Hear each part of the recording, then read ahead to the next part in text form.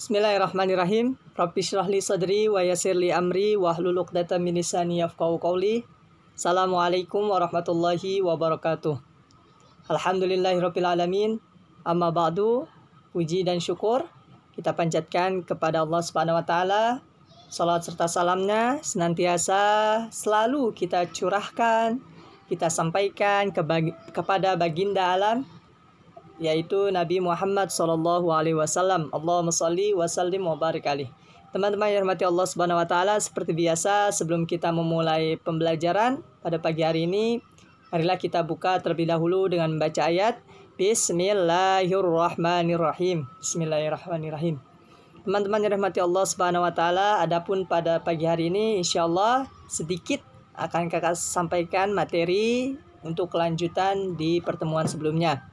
Adapun materi kita yaitu di bab kedua tentang kepribadian Nabi Muhammad SAW, yang mana sebelumnya sudah kakak sampaikan, sudah kakak paparkan bagaimana Rasulullah SAW santun dalam berbicara, bagaimana Rasulullah SAW santun dalam perbuatan, dalam akhlak, bagaimana Rasulullah memiliki sifat-sifat yang mulia, yaitu siddiq, amanah, tabligh, dan fatonah. Kemudian bagaimana juga beliau dalam menyikapi, dalam membangun masyarakat, dalam bersosialisasi dengan masyarakat. Kemudian bagaimana juga di situ juga dipaparkan dan kakak sudah sampaikan bagaimana Rasulullah memelihara kemudian menyelamatkan lingkungan, baik itu hewan, makhluk hidup yang lain maupun tumbuh-tumbuhan, seperti itu.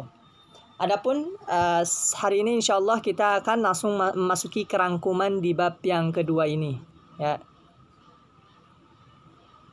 Baik, silakan teman-teman dibuka di halaman 47.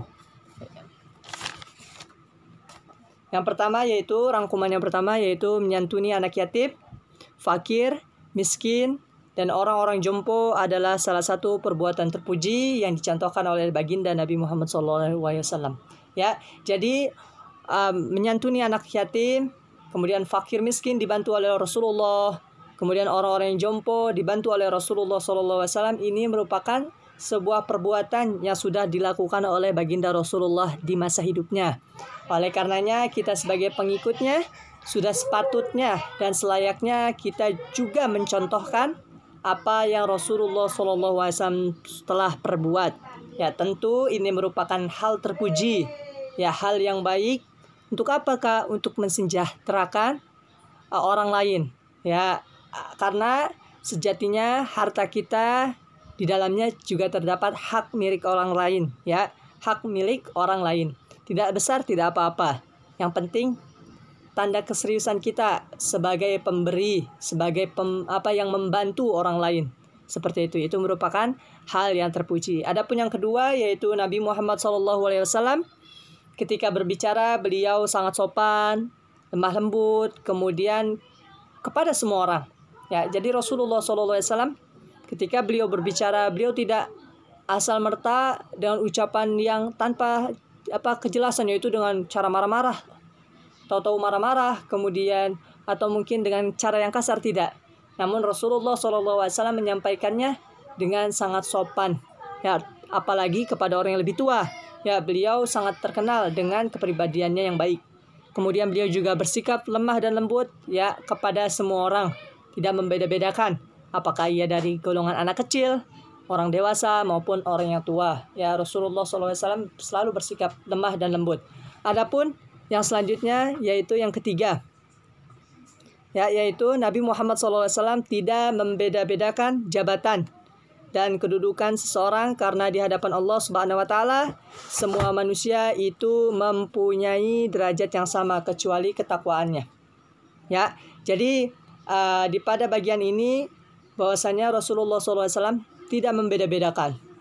Tidak membeda-bedakan saya dari sini, saya dari situ, atau membedakan jabatan. Saya sebagai gubernur lah, atau saya sebagai presiden lah, atau saya sebagai wali kota, RT, RW, dan lain sebagainya. Tidak membeda-bedakan. Namun Rasulullah SAW meyakini bahwasanya manusia itu sama. Yang membedakannya itu bagaimana derajat dari ketakwaan mereka di hadapan Allah Subhanahu wa taala. Dengan apakah kita meningkatkan ketakwaan? Dengan cara kita mengikuti segala perintah yang Allah Subhanahu wa taala perintahkan. Salat 5 waktu, berpuasa baik yang wajib maupun yang sunnah.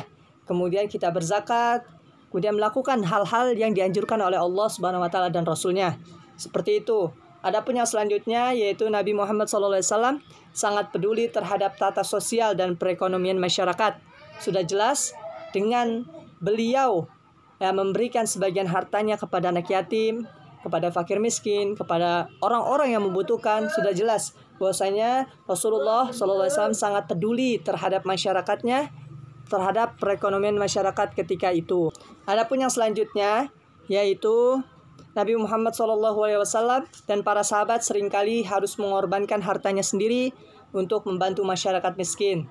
Ya, adapun yang selanjutnya yaitu dalam usia 20 tahun Nabi Muhammad SAW mendirikan Hilful Fudul yang bertujuan untuk membantu orang-orang lemah yang teraniaya serta membantu fakir miskin.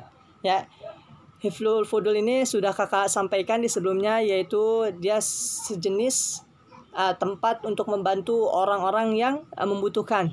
Ya, jadi harta benda dikumpulkan di situ. Ya, yang mana tujuannya untuk membantu orang-orang yang lemah, orang-orang miskin, orang-orang yang membutuhkan bantuan, seperti itu.